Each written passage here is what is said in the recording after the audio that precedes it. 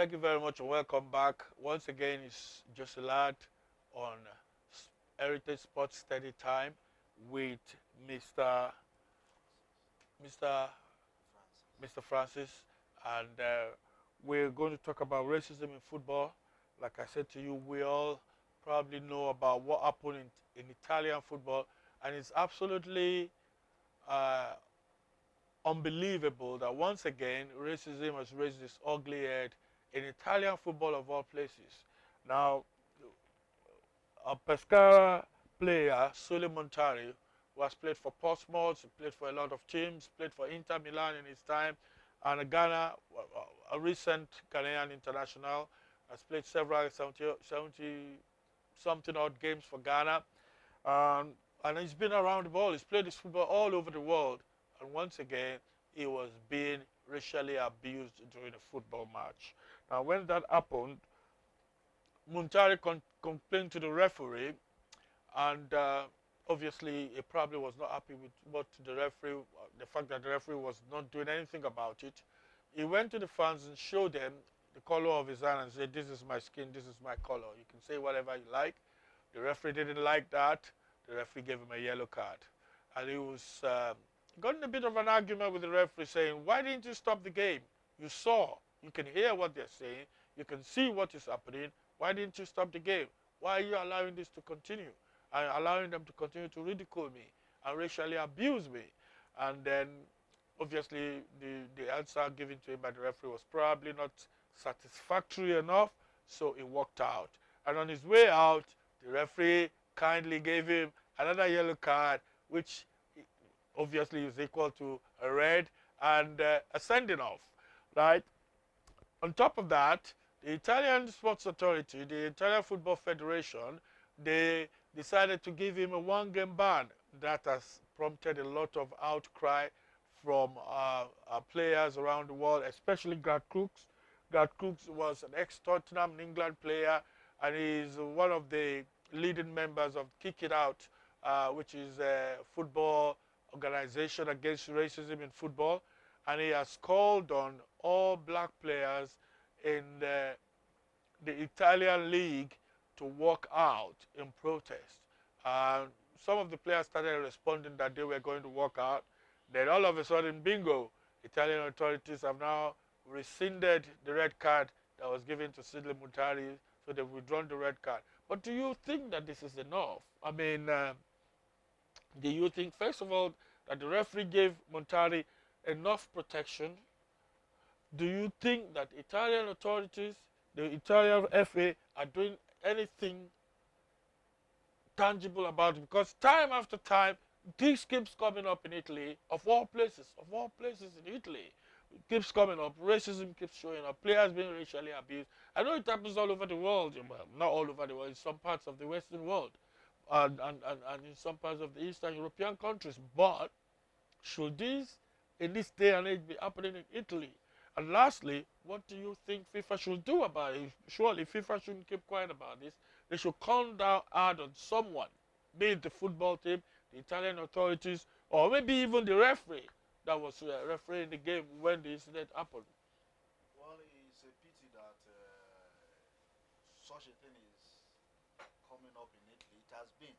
Oh yeah. What they just need to do is that I think last 2 years or year by FIFA came out with a rule that I think the club should be fined or definitely ask the club to fish out the individual that involved in that so that they can give him stadium ban. Yeah. If such is being put in place, I believe it will go a long way to stop that. So for the referee now, I don't think he even need to even give a yellow card. Absolutely. What he need to do, he ought to stop the match, take the players off. Take the players yeah, off. the So match that can be. Yeah. bring like a lesson to the fans that no, such a thing need not to be happening. Now you are giving a player a yellow card. It's like encouraging The fans to do that. Yeah. And the player is walking out and you are giving an FA, they realize that way to stop. Thank you very much. I couldn't agree with you more. I personally believe that the ban is definitely, the fine is definitely not working. It's not hurting them a lot Because if you hit them where it hurts, you can increase the ban. You can increase the ban, make it really, really hard for them. And also, the poor player that was the victim of all this, I think that he should be given a lot of support.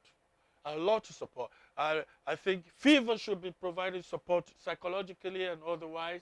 FIFA should be supporting him. The Italian football is not enough just to say, okay, we'll rescind the yellow card, which was preposterous and hoping what the outcome of that was going to be. It would be difficult to score against Juventus. They've got the best defensive record anywhere in the world. And they lost 0-2 to Juventus. Two very valuable away goals, which I think Juventus are really, Monaco is really going to really struggle in the return leg. Is this guy playing a human football in history? He's one of the fittest ever footballers. And it's amazing that at 31, is it 31? Yeah, it's like, but this guy is just too quick for everybody. So do you think this is his year? You think Madrid will win this? I believe Madrid will win. If the second leg goes, though the first leg has proved for them that they are going to the final. Yeah. But that's Suarez. I don't the think strongest, the most powerful attacking force in attacker football. in the And you know what? Juventus kept them to a goalless draw at the new camp. Can you believe that? So I don't think such a thing can happen in any other team. It's only in Barcelona we can see such miracle. Yeah. And it's only once in a while. Once in a while, once in a lifetime. Once in a lifetime. Yeah, So we are believing that Atletico Madrid might not the three, but they might have 2 goals. it will hurt them so much, you know. You know, the last 2 times they've been in the finals of this Champions League, guess who knocked them out? The same Real Madrid. Real Madrid. They are very friendly neighbors, if you can call that friendly. And now they are on the brink of knocking them out in the semi-finals.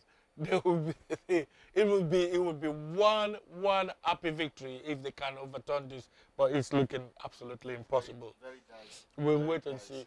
By the time we come back next week, obviously we'll be able to tell you the outcome of this. And we'll round up with UEFA Europa Cup, which is the UEFA Europa Cup, which is the match between Celta Vigo and Manchester United. Celta Vigo was playing at home, and Manchester United won by 1-0, and which is a very valuable away goal to bring back to Old Trafford, and a clean sheet. And behold, a new Manchester United Messiah is being born now. Mr. Rashford. That lad is in fire. Incredible. And if he continue like that, it will be Messi or Ronaldo of his time. Yeah, without a shadow of doubt, that guy is something else. I'm very impressed with him. Yeah, we all knew he could run, positional play is good, he dribbles, you know. It's a nightmare for defenders. But what I didn't know about him is that he could play dead ball situations as well. He could play free kicks and stuff like that. That was some free kick. Obviously, we blame the goalkeeper. Like, oh, come on. Even I'm an old man with 2 dodgy knees, I could still catch that ball. But the goalkeeper moved just in the last minute. And this is what happens in a lot of free kicks now. Players are putting the ball. He took over that. Can you imagine that? Scoring that free kick. Confidence. With confidence. Of his age. Yeah. But it come to a time I was like, I've gotten to that height. But this guy is still pressing forward. After training, he will still remain and be practicing and doing every other thing. Believing that I know one. By the grace. Okay. Now, Manchester United, they're going to be favourites to win this now. They're going to be favourites to win this under the third leg, obviously. Do you expect any surprises? I'm not expecting surprise. The only thing is at least you will be the first time Man U will win that cup. They have not won it before. They've not won it before. Yeah. So that's why Mourinho is coming out that cup I must. Are you sticking your head out to say Man United will win the cup? Hold my neck, my arms, everything is going. Well, I'm not surprised this coming from a Man United fan, but you're gonna just have to. That is just the final. So if eventually Man United wins, we'll be celebrating the Europa Cup for the first time, Yeah, yeah. and the champagne will be on you. Now, do you think this is the only route now for Man United to get into the Champions League? I believe that is the only route now.